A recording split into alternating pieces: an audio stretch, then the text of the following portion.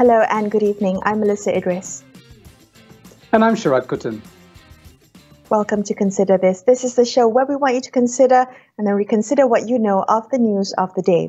A couple of weeks ago, the WHO launched the Malaysian chapter of the Global Plan for the Decade of Action for Road Safety for the year 2021 till 2030.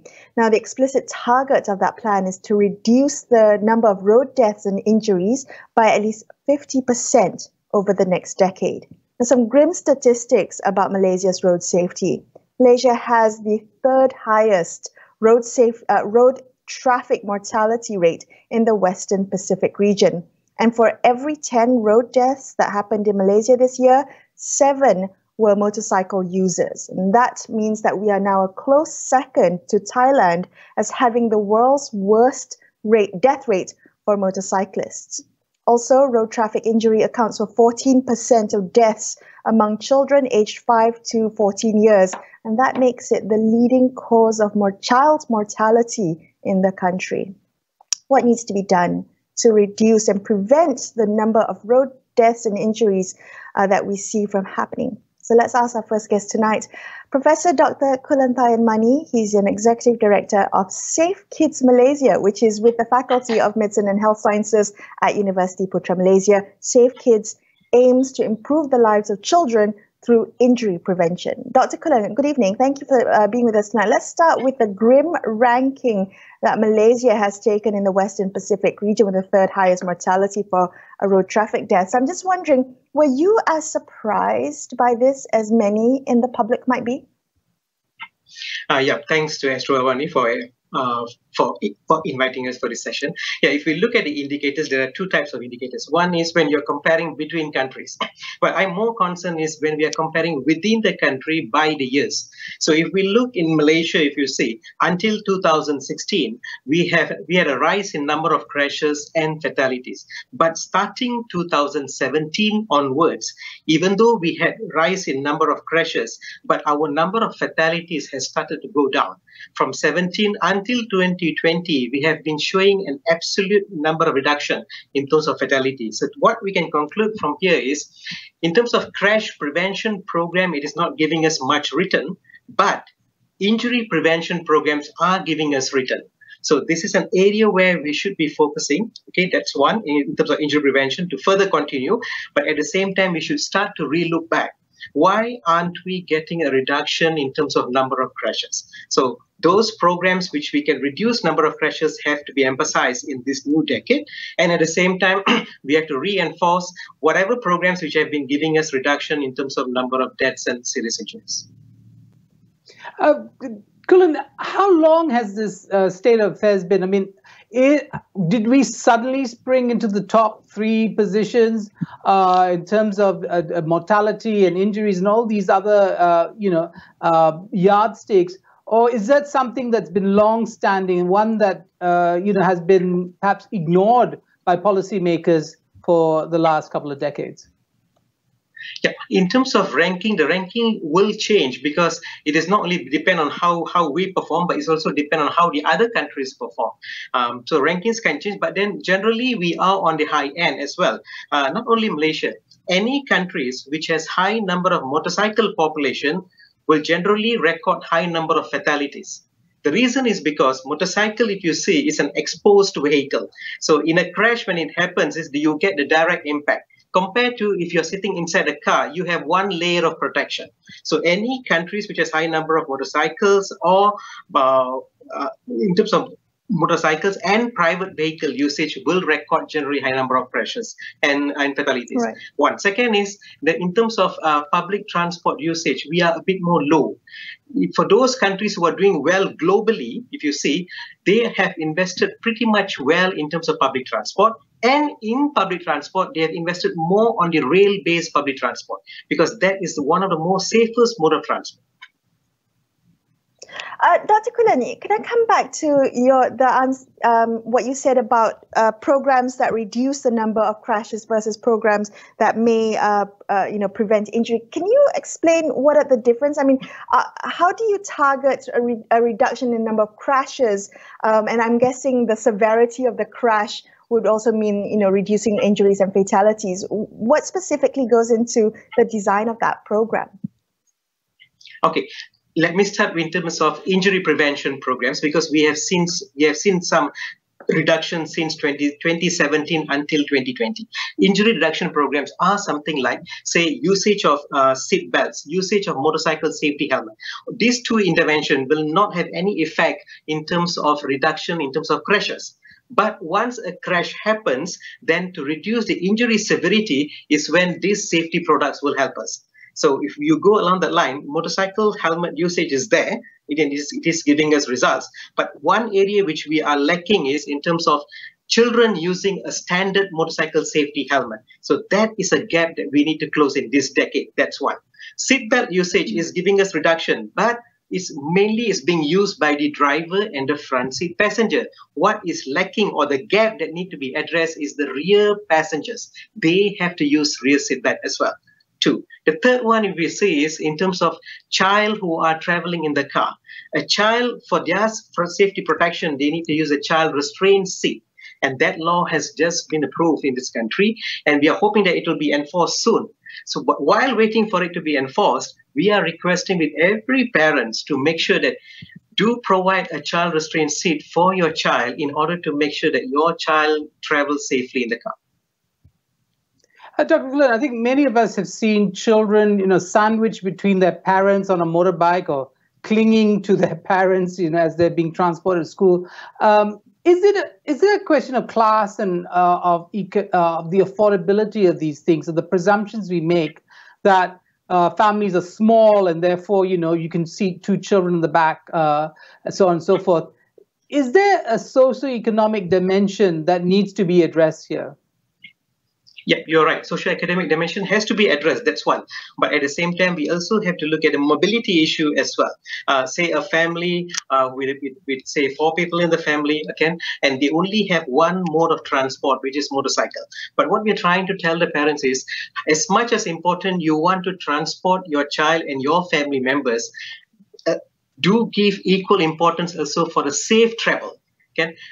What we are emphasizing is you have to provide a safe travel for your child or any family members whom are traveling. That's one. So understanding the mobility issue here is, if the government can invest heavily on public transport, then to a certain extent we can handle this mobility issue. That's a good point. Now, coming to that question of whose responsibility is it? So the government, perhaps more investment in public transport, but sometimes when we talk about road safety, it almost always boils down to the behavior of the road user. And when you talk about reckless driving or parents not putting helmets on their young children, what can we then? How do we change that behavior through policy? Is that through legislation? Have we seen policy work in changing behavior, or is it just about education and awareness? Yeah, I would say road safety is everyone's responsibility, not only with the government. And to make changes happen, of course, government can do it through legislation change. But that only is not enough, because we as the road user who will be using the system also have to change our behavior. And once we start changing our behavior from an unsafe behavior towards safe behavior and keep on practicing that safe behavior, that will become a culture. That's one. Second is, we should change our culture of using any safety product or complying any traffic regulation just for the reason to avoid a traffic summon. Example, say we are reducing the speed, it's not because we believe it will make us safe, but because we want to avoid a traffic summon. So that culture has to change. That start using safety product because you believe in that safety product. So along that line, I would recommend everyone, for those who have children who are using bicycles, even though we don't have a bicycle helmet law, but we don't have to wait for one. If we believe a bicycle helmet can prevent head injuries and brain injuries, then why not start using one for the safety of our child? That's one. Second, similarly goes on the child restraint seat. Absolutely. I understand what you're saying. Very quick questions, because we're running out of time, which is the responsibility in terms of road design, because we do read of motorcyclists dying from potholes, and potholes are not about a question of a personal responsibility. It's about the failure of municipal councils or or the, Jabatan Kerja Raya, whatever it is, to make roads safe. In your work, do you think there is a deficit on that end of the equation when it comes to road safety? Yes, you're right. For every crash that happens, there are multiple reasons, and one reason is what you have mentioned as well. We need to provide a safe road infrastructure. That has to be there in order to make sure that we also have safe road users as well as safe vehicles. So the infrastructure has to be there, the vehicles has to be safe, and not to forget, the road user also has to be a safe road user in order for us to get a complete safety benefit from this road network. Right. Thank you so much, Professor Kulantayan, Casey Money there from Safe Kids Malaysia. And we're going to take a quick break and we'll be back with more on this issue of transport safety. Stay tuned. We'll be right back.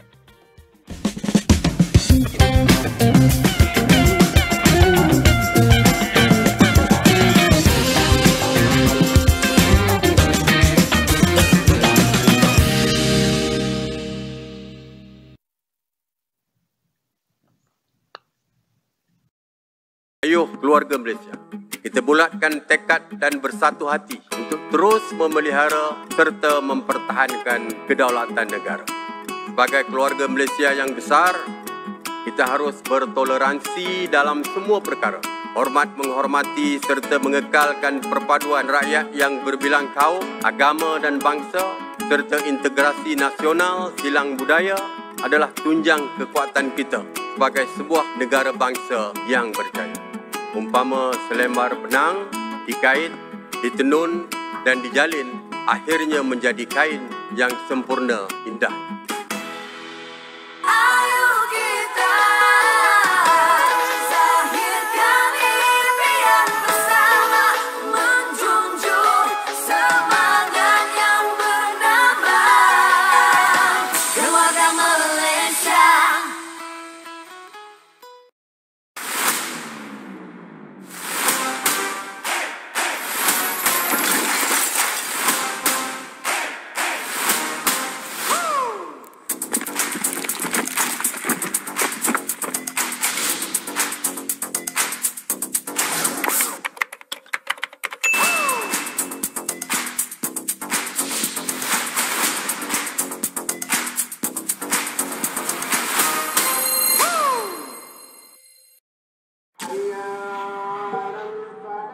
Amanah di tangan kita.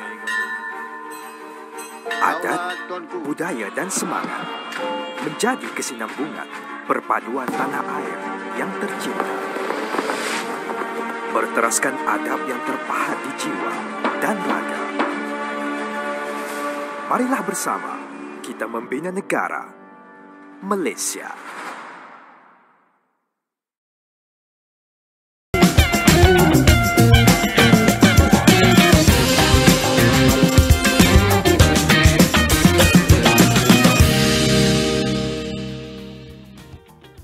Hi, you're watching Consider This. I'm Melissa Idris, with me is Sharad Kutan. And if you've just joined us on the show, we're discussing Malaysia's track record on road safety. This after the WHO urged Malaysia to get serious about road safety, as we are now the third highest traffic death rate in the West Pacific region.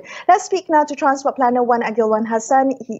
Agil, let's look at the burden of road safety. It's often placed on the road users. I mean, accidents, injuries and death are often blamed onto the drivers. I'm wondering how much of that burden falls onto the state in terms of the government. What is the government's role in ensuring road safety, either through infrastructure design or through maintenance? Thank you, Melissa and Sharad. I think the most important part of this road safety issue is the government commitments. One thing that's very clear we can see today is that government really lack of commitment to resolve the road safety issue. The recent budget announcement, you can see there is no budget allocated for road safety issue, especially on building infrastructure for our motorcyclists. As we know that most of the road accidents involve motorcyclists, and we can see based on the statistic, 7 out of 10 accidents involve motorcyclists. This is a huge calling to the government. While we are focusing on education, health, we forgot that there is a need for us to address this issue before it becomes really worse. We lost a lot of life due to these motorcycle accidents, and nothing has been done. Our road development didn't really consider even building motorcycle lanes, for example. So we totally forgot about our motorcyclists in this country, and their numbers are growing every year. I think this is the most difficult part, that I'm trying to understand why government are very not concerned over the commitment to resolve the road safety issue, especially involving motorcyclists. Well, Agil, I mean, I challenge you to name a single member of parliament who rides a motorbike to parliament or to work. I mean, the ruling class does not travel on two wheels. And that may be a simple, perhaps naive response to your question, why don't they care? But I do want to ask you about other contexts maybe where they have addressed the issue, where they are, as our first guest had mentioned, countries where there is a lot of motorcycle use have high number in terms of mortality or injuries. So are there things that have been put in place that we can learn from? We don't have to reinvent the wheel. Perhaps we need to get the money, but we don't have to reinvent the wheel in terms of best practices. What are you seeing around the world? Well, I think if we want to compare with other countries, Malaysia has the most efficient solution when it comes to motorcycle issues. I think we are the only country that has the motorcycle lanes at the early stage, and this is the best example that we don't have to look at other countries. I mean, the motorcycle lanes introduced in this country is the one and only done by most of the governments, right? But the problem is we built it and then we forgot to extend it, because every year we build more roads, but we forgot to build more motorcycle lanes.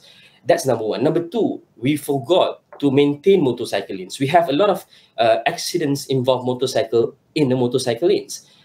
This involves potholes and everything. But I think one of the areas that we might want to consider is regarding kapchai or underbone motorcycles at below 250 cc's. Most of the accidents involve this type of motorcycles. We have about 11 million active kapchai or underbone motorcycles in the country. And if you look into the statistic, in 12 years, about 4,100 kapchais users died because of the accidents.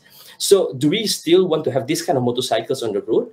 Because this kind of motorcycles is very light, very easy to handle, and it can be, I mean, 6 years old, 7 years old kids can ride these kind of motorcycles in the rural area, going to schools, going to shops, buying groceries.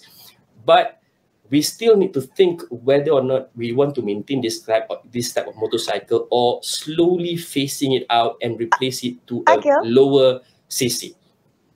I take your point, and I think it's a really good suggestion. I'm just wondering, is it a politically unpopular decision if the government makes this legislation? Possibly, because we can see huge numbers of people decided to buy, or maybe justifying their purchase on this kind of motorcycles because of cost. I mean, average cost of kapchai motorcycle can be around 3,000 to 4,000. But listen, let's understand the options. If we look into electric motorcycle, for example, it can cost you between 1,500 to 2,000 ringgit. It's more cheaper than the kapchai motorcycles, and it's not as fast as the kapchai motorcycle that people can easily modify and turn it to become a killing machine. This is a killing machine that we didn't realize. So it's not gun, it's not knife. In Malaysia, kapchai and underbone is the killing machine that caused a lot of death. And this is a loss of productivity to the country. And if you look into the Myra study, I mean, economically, we lost about 18.15 billion between 2015 to 2017 alone. This is a huge loss to the country.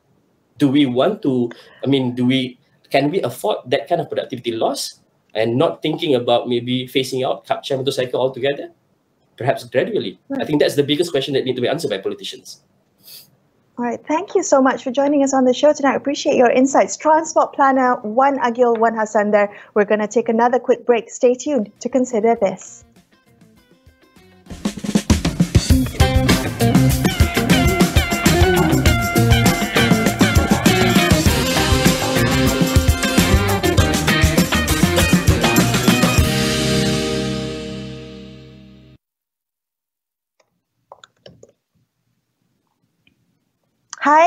Dr. Azad, Melissa Hello. here. Hey, Melissa. Hello, how are you? I'm okay. Hi, That's good. Azad, That's Sharad good. here. Can you hear me clearly? Yep, I can hear you clearly. Yeah, Great, wonderful. Thank you so much for doing this. sure, no problem. Okay. Why it's supposed to be like that? I mean, I can't see your face. I mean, just Azad, were you able to listen in on the previous two conversations, two guests? kamera turun Azad? sikit. Oh, that works. Okay. Sure. Jap, Sharad. Sorry, Sharad. he's- Yeah. Yeah, sorry, Azad. No, I guess the director was dealing with you. Were you able to listen in on the previous two conversations? I managed to listen to Prof.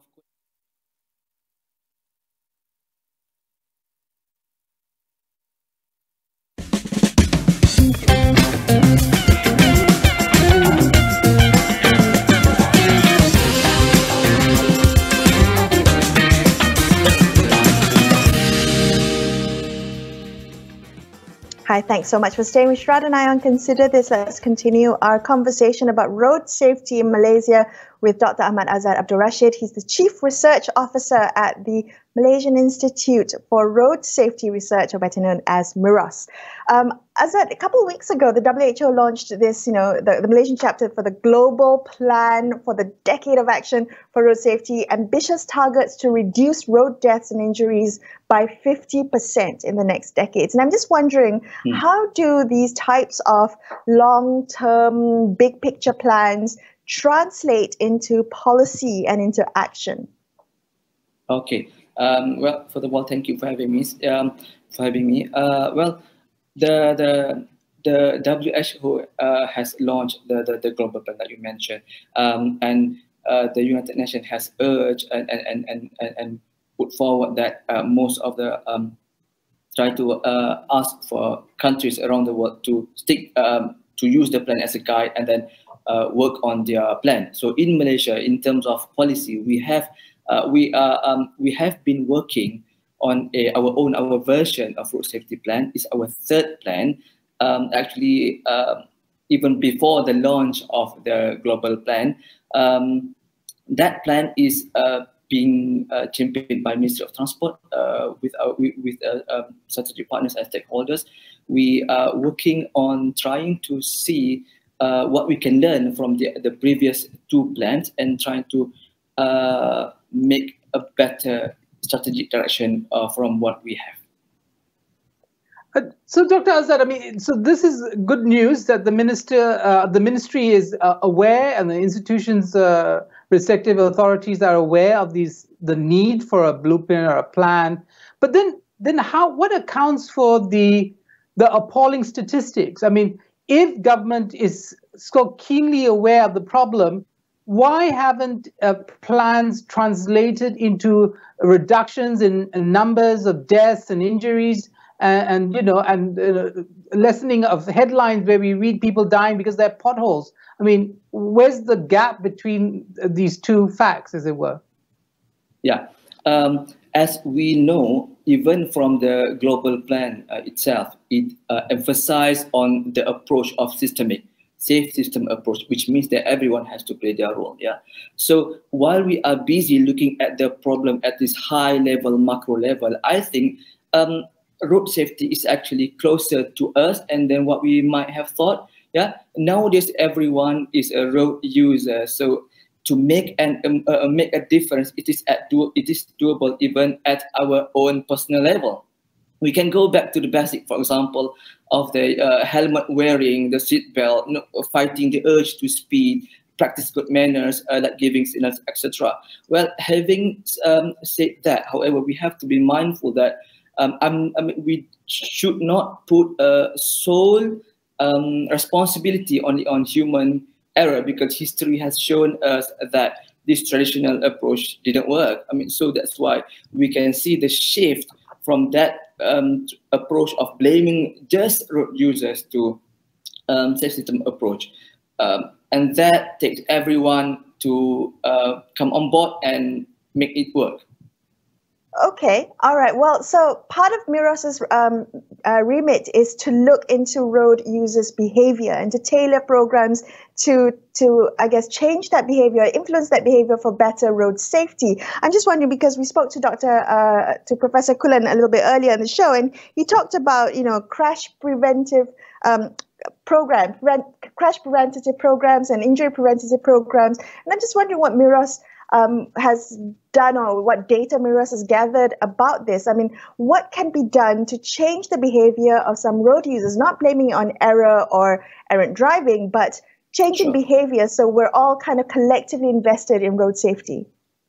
Yeah, when we're talking about road user behavior, the evidence we have shown that a quick fix is through enforcement. Enforcement works, but enforcement is costly, and it's not sustainable. So the other component is education. So research has shown that if we couple both the enforcement and also education together, we can have the effectiveness effect twice than we just focusing on education. But having said that, we need to invest in education because that's the long term, that the sustainability part.